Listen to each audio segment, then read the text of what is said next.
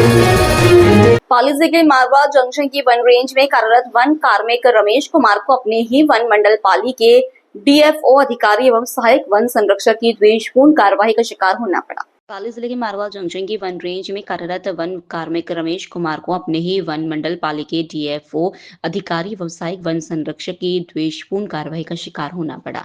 उक्त अनुसूचित जाति के कर्मचारी को अपने ही विभाग के आला अधिकारियों की कार्मिक के विरुद्ध द्वेष भावना, जाति सूचक शब्दों से संबोधित करने और गैर वानिकी कार्यों का विरोध करने पर कार्मिक को चुकानी पड़ रही भारी कीमत। उक्त वन कार्मिक रमेश कुमार द्वारा जाड़न के समीप सूखी पड़ी लकड़ी की सूचना वन मंडल पाली डीएफओ पी बाला मुरुगन और सहायक वन संरक्षक मदन सिंह बोड़ा को दी गई थी। 12 फरवरी 2025 को आला अधिकारियों द्वारा बनाया गया झूठे वन अपराध का ताना बाना अपने पद का दुरुपयोग करते हुए मारवा जंक्शन वन रेंज में झूठा मुकदमा दर्ज करवाया गया। आपसी द्वेष निकालने के लिए इन अधिकारियों ने मिलीभगत कर रमेश कुमार को फंसाने का षड्यंत्र रचा गया। अधिकारियों ने रमेश कुमार को निर्देश दिया कि तुम अपनी स्वयं की पिकअप मंगवा लो और जब्त लकड़ी सोजत रेंज कार्यालय में रखवा दो।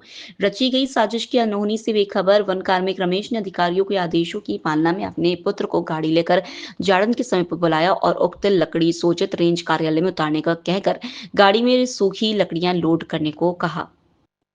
वन मंडल पाली जिला मुख्यालय के दोनों आला वन अधिकारियों द्वारा क्षेत्रीय वन अधिकारी मारवा जंक्शन को उक्त पिकअप वाहन जब्त करने, वन अपराध प्रकरण दर्ज करने के लिए दिए गए सख्त निर्देश। मारवा जंक्शन वन रेंज अधिकारी द्वारा आला अधिकारियों को खुश करने के लिए उक्त पिकअप वाहन को जब्त कर कार्यालय अधीन कार्यरत कार्मिक के निरपराध पुत्र के विरुद्ध झूठा वन अपराध प्रकरण दर्ज कर पिकअप वाहन को किया गया सीज।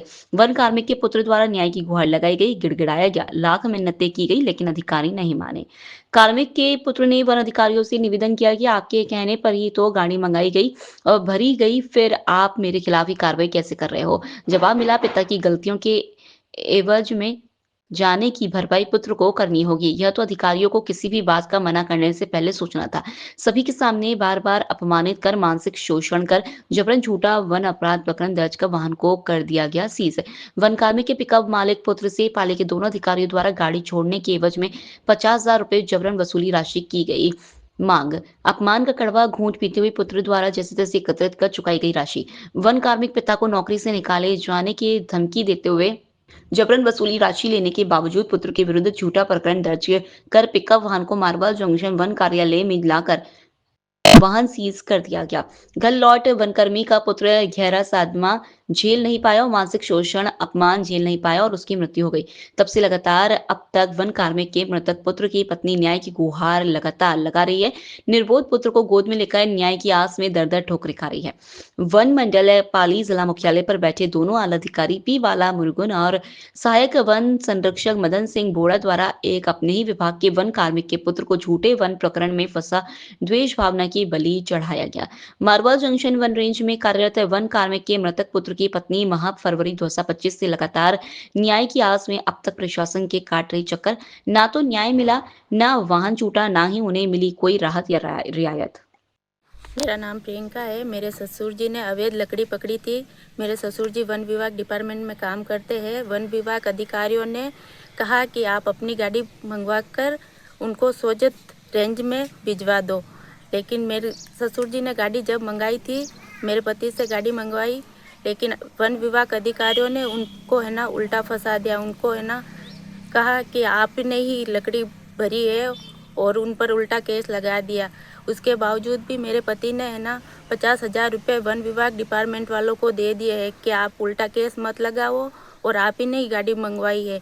उसके बावजूद भी ना ही तो आज तक हमारी कोई कार्रवाई हुई है, ना कोई सुनवाई हुई है और मेरे पति की मृत्यु भी हो चुकी है, क्योंकि उन्होंने बहुत ही डिप्रेशन लिया है। बहुत उसको ऐसा फील हुआ है कि शायद उन्होंने हमें बहुत ही बुरी तरह फंसा दिया है। उसके बावजूद भी ना ही तो हमारी कोई सुनवाई हो रही है और ना ही वन विभाग डिपार्टमेंट सुनवाई कर रहे हैं कि भाई उनकी मृत्यु होने के बाद भी उनकी गाड़ी उनको दी जाए।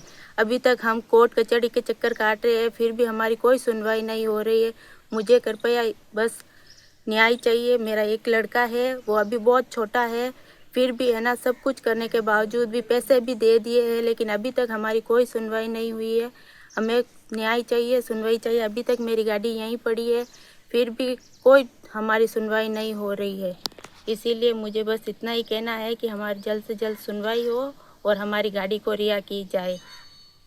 क्या घटना हुई आपके साथ? सर मेरा नाम चेतन है और मेरे पापा फॉरेस्ट में विभाग में काम करते हैं और कुछ दिन पहले उन्होंने एक लकड़ी जार्डन रोड में लकड़ी पकड़ी थी और उन्होंने बोला कि भाई अपने पास गाड़ी है और भाई को फ़ोन लगाया तो उन्होंने बोला कि भाई अपनी गाड़ी है तो साथ में लेके चल रहे ऑफिस छोड़ देंगे, ठीक है। फिर क्या हुआ कि उल्टा अधिकारियों ने हमारे ऊपर वो केस लगा दिया, ठीक है। और फिर हम मेरा भाई घर पे आया तो उन्होंने बताया कि यार ये बात है, मतलब हमने गाड़ी में लकड़ी भरी थी और हम ऑफिस में लेके गए लेकिन अधिकारियों ने हमारे साथ ऊपर उल्टा केस दर्ज कर दिया। लेकिन फिर मैंने समझौते के लिए उन्होंने 50,000 कुछ उन्होंने मांगे तो मैंने दे दिए थे, लेकिन उनके बावजूद भी उन्होंने हमारे ऊपर वापस केस डाल दिया। इसके बावजूद उनके सदमे में उनकी मौत हो गई। तो हम यही चाहते हैं कि हमें जल्दी से जल्द न्याय मिले और कानून से हम यही रिक्वेस्ट करते हैं कि हमें जल्दी से हमारी गाड़ी रिलीज करें। लोकल्स लेकर ग्लोबल तक की खबरों के लिए देखते रहे सच्ची रिपोर्ट।